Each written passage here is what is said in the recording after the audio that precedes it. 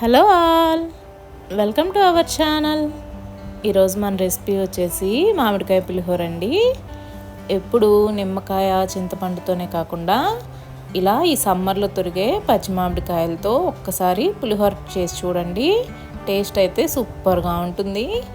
చేయడం కూడా చాలా ఈజీ. దీన్ని ఎలా చేయాలో చూద్దాం. ముందుగా దీనికోసం మనం 1.5 కప్ బియ్యం తీసుకుందాం. నేను రైస్ కుక్కర్లో చేస్తున్నానండి. మీరు నార్మల్గా అయినా వండుకోవచ్చు. ఈ బియ్యాన్ని వాష్ చేసుకొని ఇందులో ఇప్పుడు 3 కప్పుల నీళ్ళు యాడ్ చేసుకుందాం. 1కి 2 చొప్పున యాడ్ చేసుకోవాలి వాటర్. అందులోనే ఒక 1/2 teaspoon salt, 1 spoon oil add చేసుకొని రైస్ని ఉడకనిద్దాం. ఇలా రైస్ ఉడికాక దీన్ని కొంచెం చల్లారనిద్దాం. ఈ రైస్ చల్లారేలోపు మనం దీనికోసం పోపు తయారు చేసుకుందాం. ఇప్పుడు ఒక ప్యాన్లోకి ఒక 2 టేబుల్ స్పూన్స్ ఆయిల్ యాడ్ చేద్దాం. ఆయిల్ కొంచెం హీట్ అయ్యాక ఇప్పుడు ఇందులో 2 టేబుల్ స్పూన్ల వేరుశనగపప్పు, 1 టేబుల్ స్పూన్ మినప్పప్పు, 1 టేబుల్ స్పూన్ పచ్చిశనగపప్పు, 1 టేబుల్ స్పూన్ ఆవాలు కూడా యాడ్ చేసుకొని వీటన్నిటిని మీడియం ఫ్లేమ్లో పెట్టుకొని ఫ్రై అవ్వనివ్వాలి.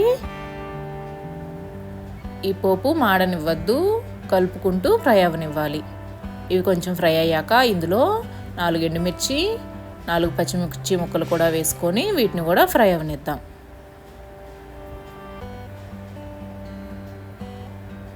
ఈ పచ్చిమిర్చి ఎండుమిర్చి కూడా ఫ్రై అయ్యాక ఇప్పుడు ఇందులో కొద్దిగా కరివేపాకు కూడా యాడ్ చేసుకుందాం.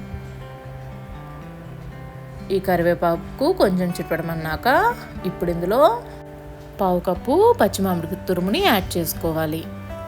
ఇది 1-2 నిమిషాలు ఫ్రై అవనిద్దాం. మరి ఎక్కువసేపు ఫ్రై చేసుకున్నా బాగోదు.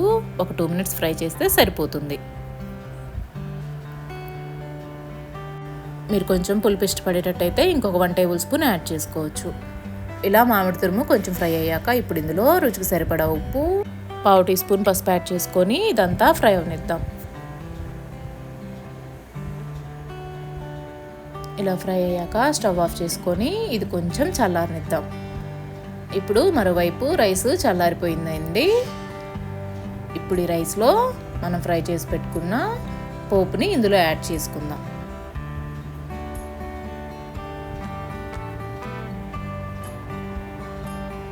ఇదంతా ఒకసారి మిక్స్ చేసుకోవాలి. ఇదంతా ఒకసారి మిక్స్ చేసుకున్నాక ఇప్పుడు ఇందులో ఫైనల్గా కొంచెం కొత్తిమీర తురుము కూడా యాడ్ చేసుకుందాం.